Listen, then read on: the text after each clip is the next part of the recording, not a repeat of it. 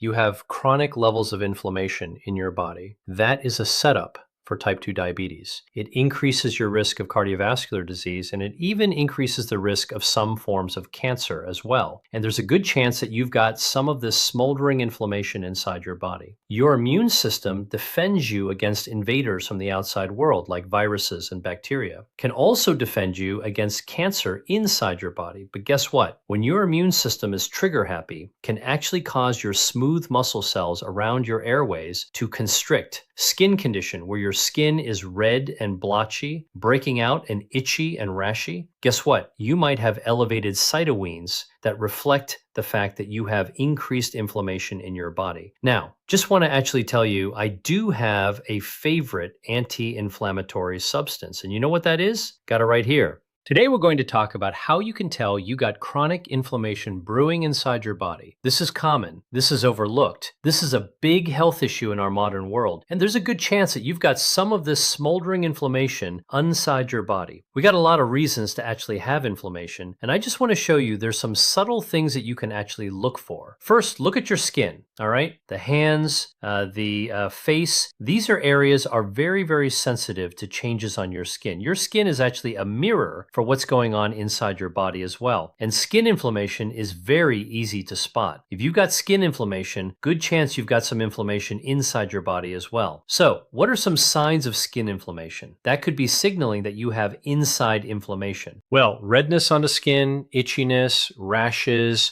when you actually have a break, you're breaking out your skin, conditions like acne, eczema, psoriasis.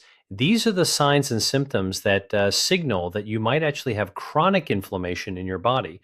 In fact, studies have shown that people who do have skin conditions like psoriasis and acne, they have elevated levels of inflammatory cytokines in their blood.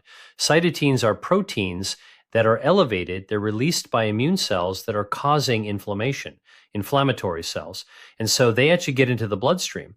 And so if you've got chronic inflammation, if you've got a skin condition where your skin is red and blotchy, breaking out and itchy and rashy, guess what? You might have elevated cytokines that reflect the fact that you have increased inflammation in your body. Again, people with psoriasis or eczema, atopic dermatitis, all right? That's a contact allergy of the skin. Even teenage acne, all right, have been found to show that if you have elevated inflammatory proteins in your bloodstream, one of those proteins being C-reactive proteins, C's and Charlie, all right? You can measure that in your blood, all right? So if you're a biohacker, by the way, and you have some skin rashes or skin redness, you want to check if you have inflammation. Go ahead, next time you see your doctor, ask them to check CRE or active protein, all right? CRP, and see if you do have inflammation or not, all right? Remember, inflammatory skin conditions, you can see them on the skin, red, itchy, irritation. That's a reflection of what's actually happening inside your body as well. These are the symptoms and signs that are key indicators of systemic inflammation that are inside your body. And if you got it, you want to do something about it. Some of the things that you can actually do, by the way, to lower inflammation are eating foods that are anti-inflammatory.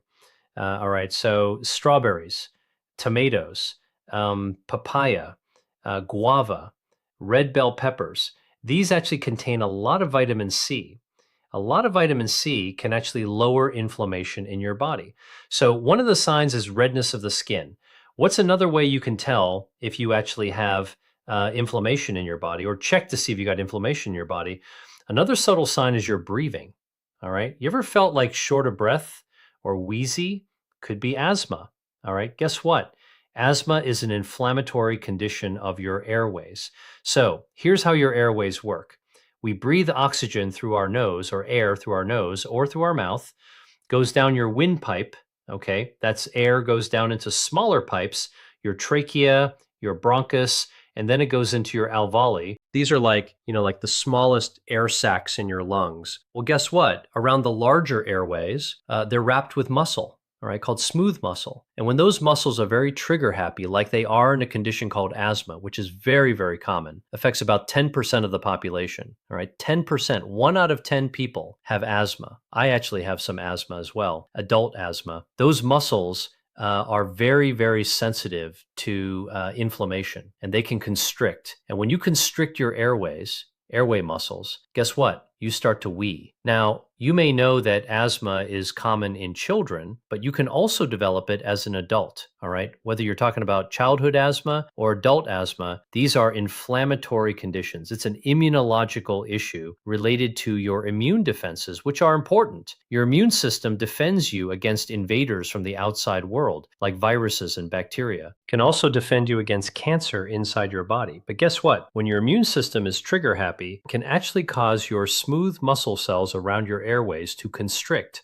Some of the things that can trigger people to constrict their airways: pollen, seasonal pollen, very common trigger for asthma. Cat hair, another one. Cigarette smoke. Some people are really sensitive to cigarette smoke. I'm talking about secondary smoke, not just primary smoke. Cold air, go from a warm house, open the door, step outside, run to the mailbox in a winter. That can trigger an asthma attack if you actually are susceptible to it. And certain foods, some substances in foods can trigger, whether it's tomatoes or strawberries, can also trigger an asthma attack. And even exercise. Some people, if you exercise, work out afterwards, you trigger asthma in your body. Sudden tightening of your airways, the muscles around your airways. And guess what? It's going to be hard to breathe, and you're going to start to wheeze. You know that wheezy sound that breath makes during asthma. Now, people with asthma have chronic inflammation. And we know this because if you actually draw their blood and you look for that inflammatory marker, C-reactive protein, CRP, guess what? You'll actually find that they have elevated levels of this inflammatory cytokine. And by the way, this cytokine is elevated, I think I told you earlier, in a skin condition called eczema, also inflammatory condition. Remember I told you what you see in the skin is actually a reflection of what's happening inside the body? Well, guess what? People with eczema often have asthma and vice versa. Both of them have elevated inflammatory cytokines, proteins in their bloodstream. Starting to make sense now, right? These are subtle signs, the skin and your breathing, that you might have inflammation in your body. Now, if you actually have asthma, one of the things that's really important to do is to avoid getting triggered. Avoid those triggers that can actually make your airways clench and constrict and spasm. It's very dangerous. I mean, people can actually die from an asthmatic attack. So you definitely don't want to be caught like that. But the other thing you can actually do, there's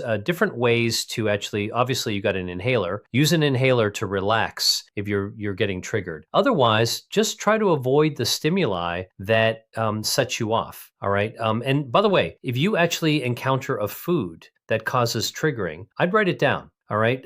Just so that the next time you see it, you avoid it. I mean, people who have food sensitivities that can trigger an immunological response, kind of like asthma, celiac disease is one of those things. People with celiac, right? They're eating gluten. Their immune system reacts to gluten. All right. And they get this terrible reaction. They got a lot of belly pain. Think about celiac disease like asthma of the gut. All right, that smooth muscle cells, that the tightening of around the airways. Well, when you actually have the spasm around your gut, that is actually what you get, the celiac, the discomfort, and it's the gluten that triggers this immune response, causing a lot of inflammation. Remember, we're still talking about subtle signs of inflammation in your body, what to actually check for. All right, so he said, check your skin, check your breathing. All right. These are things that you want to take a look at. Now, what are some of the things that can lower inflammation? Berries, blueberries, strawberries, blackberries, raspberries, packed with polyphenols. Citrus is a fruit category, all right, that has a lot of vitamin C. Vitamin C is the anti-inflammatory. It counters inflammation in your body. All right, oranges, mandarins, tangerines, grapefruits, lemons, limes, but other foods that actually, if those are the citrus, other foods that have vitamin C, tomatoes, red bell peppers. Broccoli has got vitamin C as well. Back to citrus, by the way, you can certainly take a vitamin C supplement for sure. You can actually do that. Or you can squeeze a little bit of citrus into a pitcher of water in your fridge. Point is that there's a lot of ways to actually get vitamin C. I tend to tell people to try to get as much as they can from food. Then if you need to top it off, go ahead, take a supplement or a vitamin as well. By the way, another anti-inflammatory food that you should know about, all right, is extra virgin olive oil. Extra virgin olive oil has polyphenols that are anti-inflammatory, like hydroxyol, ulocanthal, all right? They, in fact, are the polyphenols that give you a little bit of that peppery zing on the back of your throat. When you have really high quality olive oil, you want to dip it with a little bread or cook with it. I like to cook with extra virgin olive oil, all right? That's actually really helpful. Another food that can have anti-inflammatory benefits are foods with dietary fiber. The dietary fiber feeds our gut microbiome. Our gut microbiome releases these short chain fatty acids that lower inflammation. All right. So what are some of my favorite sources of dietary fiber? Well, I mentioned one, raspberries, pound for pound, one of the most fiber potent foods that there are. They're pretty light, so you'd have to eat a lot of them. But guess what? Avocado, also rich in dietary fiber. Mushrooms, a lot of dietary fiber called beta-glucan, and a lot of other foods that are anti-inflammatory, like quercetin and apples, have anti-inflammatory effects as well. And of course, broccoli, kale, bok choy, Brussels sprouts, those also have potent anti-inflammatory benefits, including the contribution made by the amount of dietary fiber themselves. Now, just want to actually tell you, I do have a favorite anti-inflammatory substance. And you know what that is? Got it right here. Green tea. Green tea just had some loaded with anti-inflammatory polyphenols. One of the categories is called catechins, specifically EGCG, epigallocatechin-3 gallate. I dare you say it as fast as I can. I've had a lot of practice. Plus, as a researcher, I got to deal with a lot of chemical names, complicated tongue twisters. But the EGCG polyphenol that's found in green tea right here, okay, helps to fight oxidative stress. This is cellular stress and can help to fight inflammation in the body as well. I drink green tea as many cups as I can during a day. Just sip it all day long. And guess what? Actually, it really does not only help me feel calmer, but it also helps to lower inflammation in the body, which is one of the reasons that I drink it. I like the flavor and the taste, but it's also a powerful anti-inflammatory. All right, this video is about what are the subtle signs you might be looking for that signal that you have inflammation in your body. Well, the third one I want to tell you about is weight gain. What do I mean weight gain, and where do you gain the weight? I'm talking about gaining weight on the scale that you can measure on the scale, but you're actually seeing more fat around your belly. Body fat around the belly can be signaling that you actually have a lot more visceral fat. Visceral means gut fat. Visceral fat is fat that grows inside the tube of your body, inside the cavity, and it kind of gets right inside and works around the coiled up intestines. And fat, by the way, is actually good for you until you have too much of it. Like if you're gaining a lot of weight, now you've got too much fat. It turns into a problem. Actually, it triggers inflammation. So I do want to actually tell you one thing about fat cells. I wrote a book called Eat to Beat Your Diet. Ton of information about the benefits of your body's natural, healthy levels of the fat, right? Not good to lower your fat down to 1% or 0.5% or no body fat. Not good for you. We all want some fat in our body. We just don't want a ton of it, especially inside our belly. If you actually gaining weight and your belly is punching out, or you need to loosen your belt or get a bigger dress size, guess what? Could be that you're growing extra fat cells in your body. So here's how this actually works. Your fat cell, also known as an adipose cell, is a fuel tank.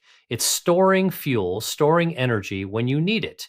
So during the day, when we're up and running around and it's time to sit down for a meal, when we eat that food, the energy from that food actually goes into our bloodstream. Some of it actually goes to power up the muscles we're using or our brain, but anything that's not immediately useful winds up getting stored in body fat. Now, fat cells, also called adipocytes, start small, and it can expand when they're filled up with fat to 3 times their size, like a water balloon. All right. So you can imagine if you're eating a lot, putting a ton of calories in, pounding down the food, your body's going to be storing that energy. Like this is how we evolved.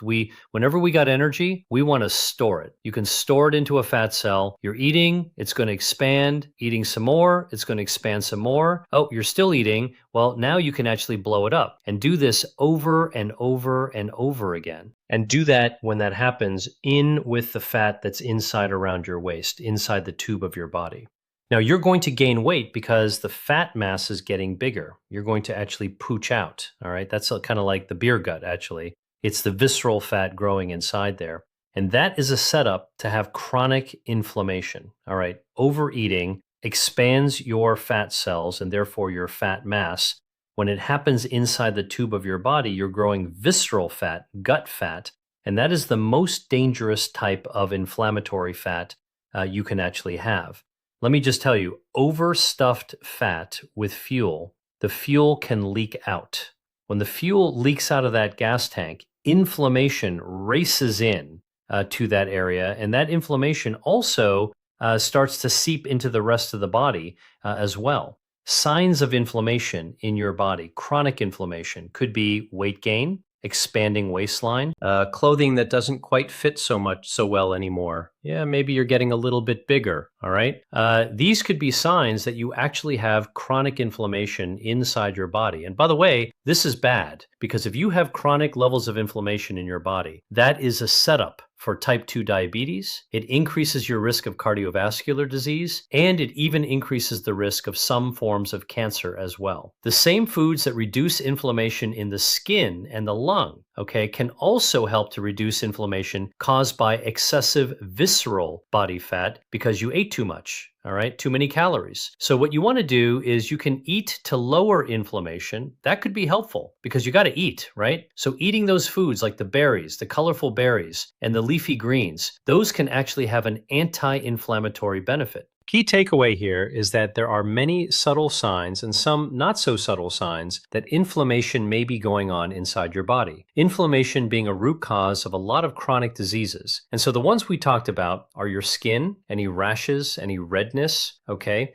Your breathing, any wheezing, do you have asthma? And weight gain, all right? Are you growing extra visceral fat because you're overeating and your clothing's not fitting quite as well, all right? These could all be subtle signs, subtle and important signs that inflammation is occurring inside your body. Something you can actually do about all of this, first of all, pay attention to your body, right? Most of us don't pay a lot of attention to our breathing. For example, many of us don't step on the scale every day. And you might blow off the fact your clothing is getting a little tighter and you just kind of like fit your way into it and just keep on going with your day. But when you pay attention to your body, look at your skin, you might actually realize that you need to have anti-inflammatory foods in your diet to counter that. So you can make small, meaningful changes by the food, by the diet and lifestyle that we choose every single day in order to be able to actually lower and even reverse some of those conditions that are caused by chronic inflammation.